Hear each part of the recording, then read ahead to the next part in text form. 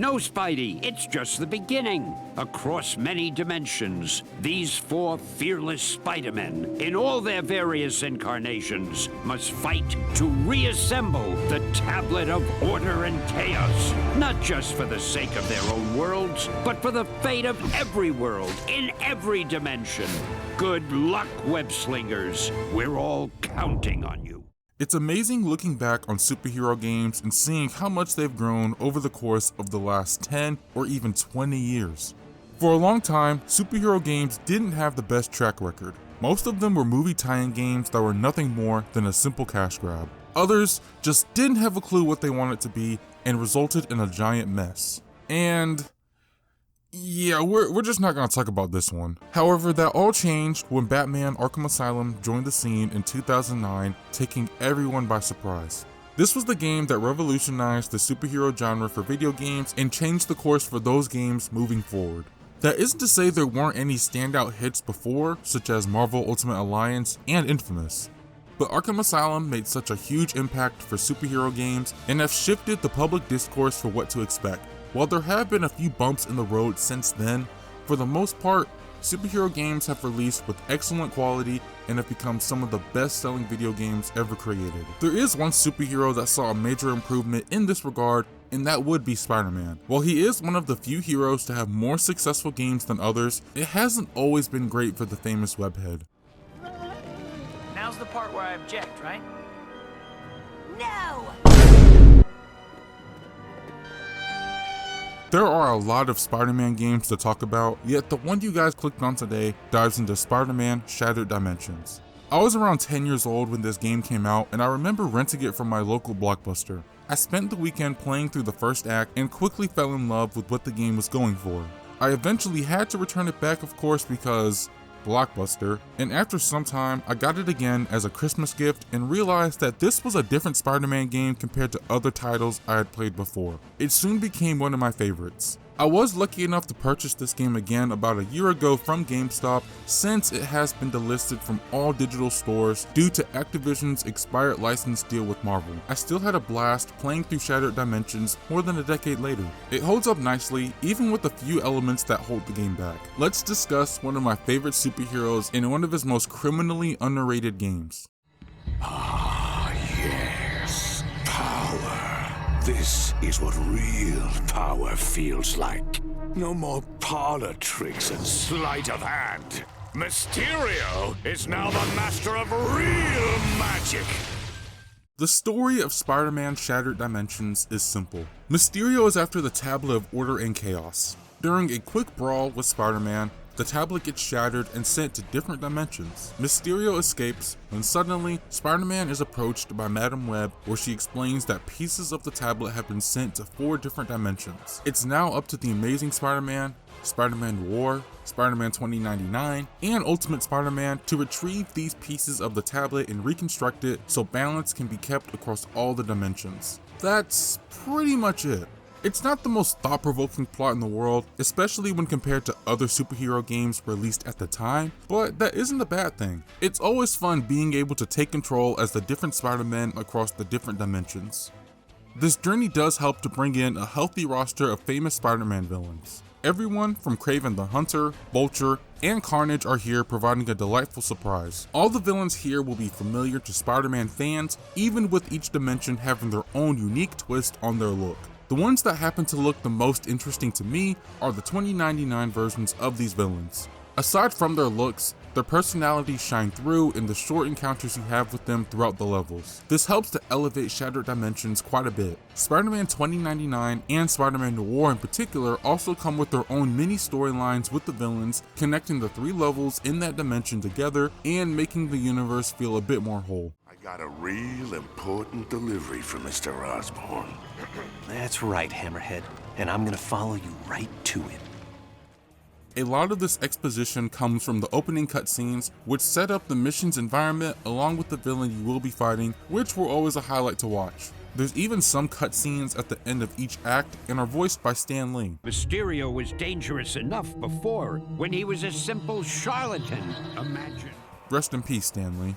All the voice actors here do an excellent job voicing their characters. When it comes to the multiple Spider-Men, Actors who played a part in Spider-Man's animated past are here. Neil Patrick Harris from MTV's Spider-Man, the new animated series, voices the Amazing Spider-Man. Christopher Daniel Barnes from 1994's Spider-Man animated series voices Spider-Man Noir. Dan Gilvezan from Spider-Man and His Amazing Friends voices Spider-Man 2099. And Josh Keaton from The Spectacular Spider-Man voices Ultimate Spider-Man. Each voice actor is distinct with their interpretation, and when they're all together in the same scene, it was always a pleasure seeing them bounce off one another. They all come with their own unique voice lines and have very funny jokes and quips that fit their universe. That hits the spot. Yeah, baby. Like that. Right there. Ew! Do you and your generator, need some time alone? There are other distinguished voice actors and actresses here that do an amazing job as well. Nolan North, James Arnold Taylor, Jennifer Hale, Tara Strong. Everyone is having a good time here and it shows. They all make the characters that they embody their own. Do you have even the slightest idea what complicated engineering is required for it to successfully derive energy from a mystical artifact? Do you? Do you? I'll kill you! So while the story of Shattered Dimensions might be a bit lackluster, there are other aspects to consider. One of the reasons I think Shattered Dimensions holds up well all these years later is due to its art style, or should I say, art styles. Each of the different dimensions have their own unique looks that separates themselves from one another. The Amazing Spider-Man and Ultimate Spider-Man are both cel-shaded, with the Amazing Spider-Man giving off a more classic comic book feel, while Ultimate Spider-Man felt more attuned to many cel-shaded games released during the late 2000s. Spider-Man Noir and Spider-Man 2099 are both realistic, with Noir being dark and gritty, whereas 2099 is full of color and quite flashy. This was a unique way to differentiate each of the different Spider-Men along with their dimension. Each level you visit is unique in its level design and comes with different obstacles that are isolated to that version of Spider-Man you are playing as, which could be transformed into 4 different games. Would they be good games? That's up to debate, but when they're all mixed together, it creates a fun gameplay loop. Even though all the missions see you beat down a bunch of enemies to progress to the next area, the formula does get broken occasionally to keep things fresh. One part of the mission could see the Amazing Spider-Man unable to swing his web while being sniped down by Kraven. Another part of a mission might see Spider-Man Noir having to crawl along the walls to avoid getting caught by the lights and getting gunned down by goons. Just a few nice ways to break up the typical mission structure. Another small detail that differentiates each of the dimensions is in the game's UI, which changes depending on which version of Spider-Man you're playing as. It's nothing too drastic like a different pause menu or anything like that. It can be small, noticeable things like the level selection screen changing based on whichever dimension you're going to, but it's really the small details that stood out, like the health bars having a different emblem. Ultimate Spider-Man even has little tendrils that come from his emblem when the rage meter is full. Spider emblems, these collectible tokens spread throughout the level, also change based on the dimension. Even the medals you earn at the end of each level cater to that universe. It's these really small details that show the extra care the developers made when it comes to making each dimension special and exclusive to that Spider-Man. Another element that is quite distinctive to Shattered Dimensions is that this is one of the few Spider-Man games that omits an open world. Instead, the game unfolds through linear levels that are quite open. This can be seen as the game's biggest strength along with its biggest weakness. Having the game spread across 13 linear levels makes sense. We're dealing with 4 different dimensions, rendered completely different, all running on hardware that was already years old at the time. This most likely would have been too much for systems to handle at the time, and the linearity really made the game stand out. One mission might see the Amazing Spider-Man making his way through an abandoned mining site chasing after Sandman, while another sees Ultimate Spider-Man on a giant oil rig in the middle of the ocean fighting Deadpool. These missions are all well crafted and felt like they belonged in that specific dimension. And just because they are linear doesn't mean there aren't areas that open up and allow you to really swing around. This mission, for example, where you're chasing after the lizard, provides multiple areas that are open with secrets and spider emblems scattered throughout. Spider-Man Noir sadly provided some of the weaker levels to me, since a lot of the areas felt quite similar, especially in the last level when you encounter the same room a few times too many. These linear levels are fantastic, but you can certainly see an impact on Spider-Man's traversal, but I'll touch on that a bit more later. One final thing I want to talk about before moving on to the gameplay is the technical aspect of Shattered Dimensions, which can be a bit up and down. I played Shattered Dimensions on a PlayStation 3 and it ran well. It's locked at 30 frames per second and remained there for almost the entire duration. There was only one time where it noticeably dipped for me, and that was during a really chaotic boss fight with Kraven. But again, this was a very rare occurrence. What did hamper my experience quite a bit was the plethora of bugs. It wasn't anything too game-breaking, but they soon became highly annoying, especially when I was trying to 100% the game. Enemies not spawning for me to progress through the level, Spider-Man locking up, unable to move until an enemy eventually has to kill him, falling through the environment, whatever this is. It can really bring down what is an enjoyable gameplay experience from time to time. Oh, I just remembered I have to, floss. Don't run away like a sniveling coward just because I was whipping your hiney. I'm not running away. I'm just gonna go find a dictionary so I can look up sniveling. Sniveling.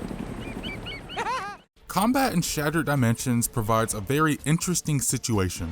This game released about a year after Batman Arkham Asylum, a game in which its combat system is still used as the formula for many action games released today and even more recent Spider-Man games. Since that combat system was still so new, it's understandable how that wasn't the combat style used for this game.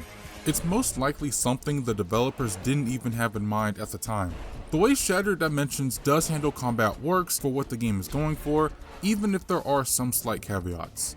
The approach is easy to pick up. You have your light attacks, heavy attacks, aerial attacks, web attacks, combos, and a defensive stance that can be used to block or counter your enemies. Typical things when it comes to a Spider-Man game. All of this comes together to create a well-balanced combat system that rewards variability. It's not enough to just spam enemies with the same moves, as that would grow boring and cumbersome after a while. There's even some enemies where you have to break their guard in order for you to attack them. You have to switch things up and throw in a few combos to keep fights varied and exciting. The enemies you do fight all come with a nice set of variation when transitioning from level to level. They all follow the same basic enemy types, regular enemies, brutes, and range, but change based on the boss and the environment for that level. While each Spider-Man plays fairly the same, they each come with their own abilities to differentiate each other. The Amazing Spider-Man is the most vanilla out of the group since he doesn't really have any special abilities. Instead, he has an emphasis on web attacks, which can come off a bit cartoony at first when you see him create web fists or these web boulders from the ground, but the game never takes itself too seriously, so it didn't take me out of the experience. In contrast with the Amazing Spider-Man, Spider-Man Noir is a complete 180 in terms of practically everything. This Spider-Man sticks to the shadows and makes them his ally. Majority of his levels revolve around stealth and breaks the formula set by the rest of the game. While most likely not intentional, it does draw some similarity to the stealth sections in, you guessed it, Arkham Asylum. I promise that is the last time I mention it in this video. You sneak around these big open areas, figuring out the best way to strike your enemies without getting caught. This can either be done from above, on the walls, or on the ground, with the animations for these takedowns also being extremely satisfying to watch. With stealth being such a major part of these missions, if you get caught, there's not another way to take out these enemies during these sections. You have to go hide until everything calms down. There are small bits where you fight enemies normally, but they only make up a small fraction, which I think is really good. I like how these missions force you to stay in the shadows, whether it be during boss fights or short escape sequences. Spider-Man 2099 is more energetic and fast-paced from the other Spider-Man. His punches land fast and make the fights feel different. This Spider-Man comes with an ability called Accelerated Regen, which slows down time for a moment, allowing you to dodge missiles or get the jump on an enemy.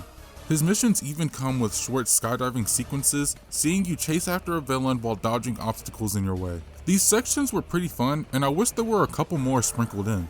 Finally, Ultimate Spider-Man's combat feels punchier and is really good for crowd control. His missions feature areas where dozens of enemies can all ambush you at one time. An ability to counteract this is his Rage ability. This does exactly what you expect an ability called Rage to do. It increases the power of Ultimate Spider-Man's attacks and goes on for as long as you can keep attacking your enemies. All of these additions were awesome and kept combat fresh throughout the 8 or so hours I spent playing. Boss fights are the other big draw to Shattered Dimensions. Like I mentioned earlier, these fights are a part of what makes the game special, so these fights should be amazing, and for the most part they are. The fights are split into 2, sometimes 3 different sequences. One early on in the mission, another possibly in the middle, and one at the very end when they are juiced up on the power of the tablet. While fighting the same boss that many times in a short time span should be repetitive, each encounter with them is different from one another, and your approach to the fight has to change every single time. With that in mind though, the way of defeating these bosses during each fight does grow repetitive. The boss follows one or two patterns throughout the fight, so once you figure that out, it isn't long until you find yourself repeating the same cycle over and over again until their health bar is completely drained. There are a few fights that change things up, such as the ones with Doc Ock and Deadpool, which are some of the best boss fights in the game. A mechanic that's tied to these fights are these first-person sequences. If there's something I wish we got more of with Spider-Man, no matter the medium, it would be more scenes from Spider-Man's point of view. That's why I got quite excited during these moments. Being Spider-Man in a first-person point of view, squaring up on these guys was something different to the fights and was pretty fun. At first. After some time, they became quite monotonous. This became more infuriating when you have to dodge the same set of hits over and over again, no matter if you time the dodge just right.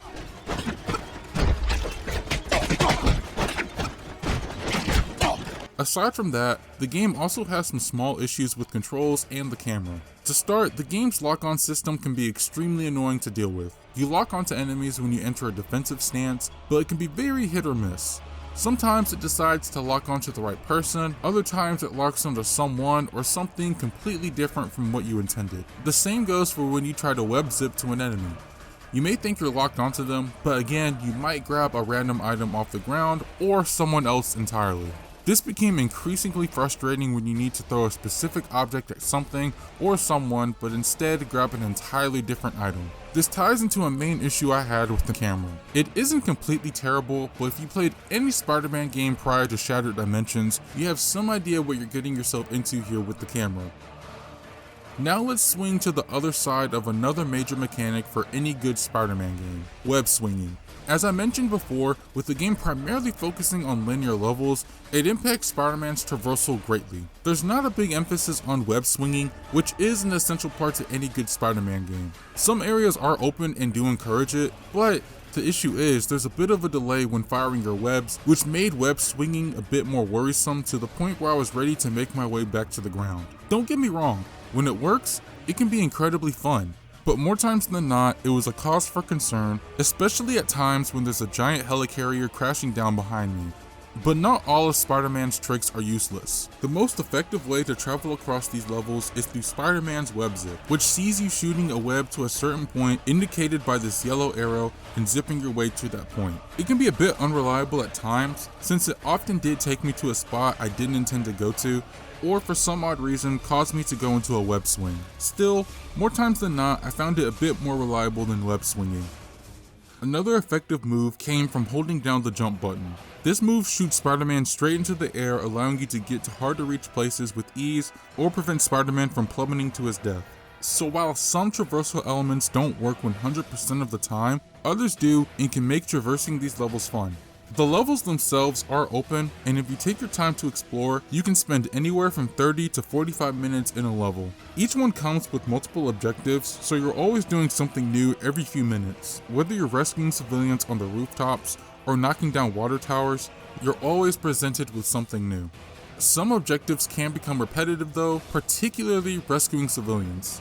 It's a core part of these missions, and while they aren't bad in the beginning, the farther you get in the game, the more you find yourself doing this. Some levels feature this multiple times, and while it's not a complete deal breaker, it can slow down the pace of a highly frantic mission.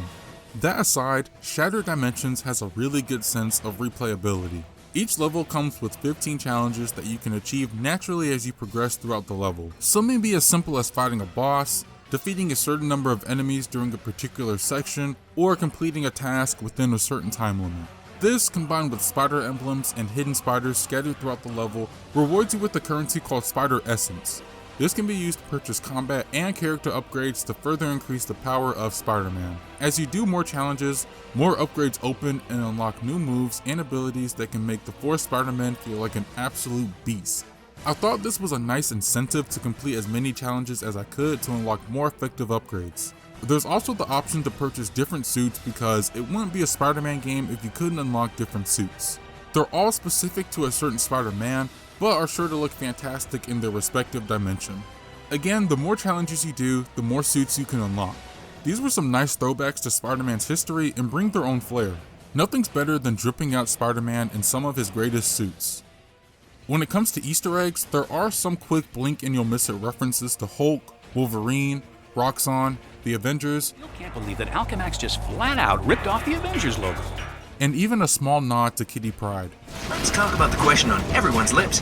How hot is Kitty Pryde? Whoa! That makes sumo wrestlers look anorexic.